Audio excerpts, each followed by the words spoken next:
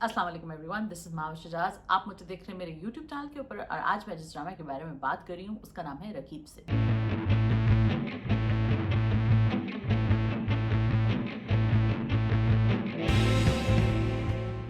तो रकीब से के बारे में मेरे ख्याल से मैं जितनी भी बात करूं, जितनी भी तारीफ करूं वो कम है। Written by B Gul and directed by Kashif Nisar. This play stars Noman Ejaz, Sania Saeed, Faryal Mehmood, Iqra Aziz और हदीका कियानी। मतलब मैं कहती हूँ कि एक तो कास्ट इतनी कमाल है, प्लस उसकी राइटिंग इतनी कमाल है, प्लस उसकी डायरेक्शन इतनी कमाल है। मतलब मैं कोई फ्लॉ निकाल ही नहीं सकती। जो पहली एपिसोड है वो तो बिल्कुल एक कमाल थी, लेकिन जो सेकंड एपिसोड है वो पहली से भी ज़्यादा कमाल है। हर चीज़ के अंदर, हर सीन के अंदर एक म्यूज़िक है, एक रिदम है, एक बीट है, एक सोच है, एक फिलॉसफी है। एक्टिंग से लेके उसके सारे उस थ्योरी के पीछे या जो मॉरल ऑफ द स्टोरी है वो इतनी ज़बरदस्त है और इतना कुछ देती है आपको सोचने के लिए। और यही वो पाकिस्तानी ड्रामे हैं, यही वो एसेंस है पाकिस्तानी ड्रामों की, जिसके लिए हम कहते हैं कि यार ये गुजरा हुआ वक्त आया, ये चीज़ें दोबारा दिखाई जाएं। रकीब से की स्टोरी कुछ इस तरह है कि सकीना जो कि अपने एक गांव से उठ के आ जाती हैं मकसूद साहब के घर। मकसूद साहब की शादी हुई भी होती है हाजरा से, which is played by Sania Saeed, और इन दोनों की एक बेटी होती है फरियाल महमूद जो किरदार अदा कर रही हैं इंशा का। सकीना की अपनी बेटी अमीरा होती है, विच इज़ प्लेड बाय इकरा अजीज़। और ये दोनों अपने बेसिकली सकीना के हस्बैंड जो है वो उनको डोमेस्टिकली अब्यूज़ करते हैं, वायलेंट होते हैं, तो ये अपने हस्बैंड से भाग के मकसूद साहब के घर आ जाती हैं। घरेलू पॉलिटिक्स के अंदर भी जो एक इंटेंसिटी है या जो एक सोच है या जो उसके अंदर साइकोलॉजिकल मैनिपुलेशन से लेके साइकोलॉजिकल वीकनेसेस और स्ट्रेंथ्स जिस तरह हम देखते हैं बीगुल की राइटिंग में, कमाल है। मुझे लग रहा था कि वो डस ही जाती है, सिला से अच्छा ड्रामा नहीं लिख सकेंगी, लेकिन उन्होंने इन 2 एपिसोड्स में इतना कमाल कर दिया है कि मेरा ख्याल से अगर बाकी एपिसोड्स इतनी अच्छी नहीं भी हुई तो भी इन फर्स्ट 2 एपिसोड्स में उनको कोई ना कोई अवार्ड ज़रूर मिलना चाहिए। जिस तरह उन्होंने टाइट रोप वॉक करते करते, काशिफ निसार ने भी जिस तरह ये टाइट रोप वॉक की है, क्योंकि रिश्तों का और जिस तरह का ये एक बैलेंस क्रिएट करना कि भाई एक लड़की थी जिससे आपको मोहब्बत थी, अब वो अपनी जवान बेटी लेके आपके घर आ गई है, so what kind of dynamic should there B.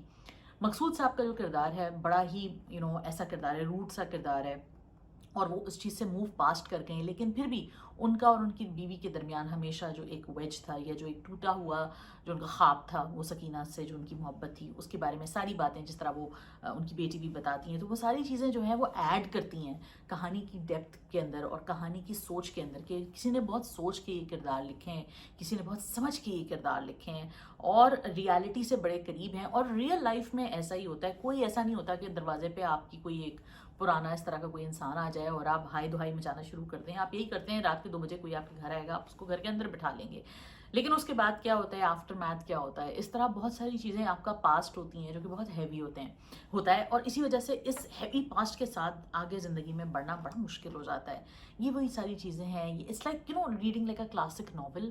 कभी कभी लगता है कि कोई रशियन नॉवल पढ़ रहे हैं या कोई पुराने ज़माने का कोई इंग्लिश नॉवल पढ़ रहे हैं, उसका ये फील है। And that's what I love about the writing, that's what I love about Raqeeb से। आई थिंक अगर आप ये नहीं देख रहे शो तो यू आर मिसिंग आउट, या अगर आपको ये पसंद नहीं आ रहा तो आपके टेस्ट को एलिवेट होने की ज़रूरत है, क्योंकि ये बहुत अच्छा शो है। इसको प्लीज़ देखिए अगर आपने नहीं देखा हुआ, और अगर आप देख रहे हैं तो आई एम श्योर आपको पसंद आ रहा होगा। हम बात कर लेते हैं इकरा अजीज़ के ऊपर, सानिया सईद के ऊपर, जो फीमेल प्रोटैगनिस्ट है हदीका कियानी के ऊपर। कितनी नेचुरल, कितनी इजी एक्टिंग है, हालांकि कितना मुश्किल उनके रोल्स हैं, चाहे वो फरियाल महमूद का रोल हो, चाहे वो सानिया सईद का रोल हो। ये तमाम फीमेल प्रोटैगनिस्ट ने इतने अच्छे से अपनी अपनी जगहें संभाली हुई हैं।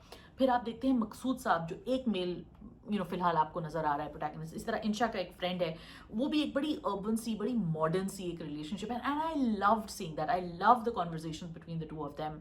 they are so free from the kind of regressive silly kind of stories and the silly kind of gender roles जो हमने डेवलप कर लिए हैं। कि इवन अगर हम दिखाना चाहते हैं कि एक लड़की empowered है तो इतनी कोई ओवरवेलमिंग किस्म के तरीके से हम दिखाते हैं कि भाई वो इतनी empowered हो गई है कि बस अब वो पागल ही हो गई है, या वो अगर दुखियारी है या डोरमैट है तो वो ऐसी डोरमैट है कि वो अगेन पागल हो गई है। तो दोनों चीज़ों के बीच की एक जो आम लड़की होती है, जो एक रियल लड़की होती है, वो कैसे बिहेव करती है अपने एक ऐसे लड़के के साथ, दोस्त के साथ जिससे वो मोहब्बत करती है या जिससे वो शादी करने की ख्वाहिशमंद होती है।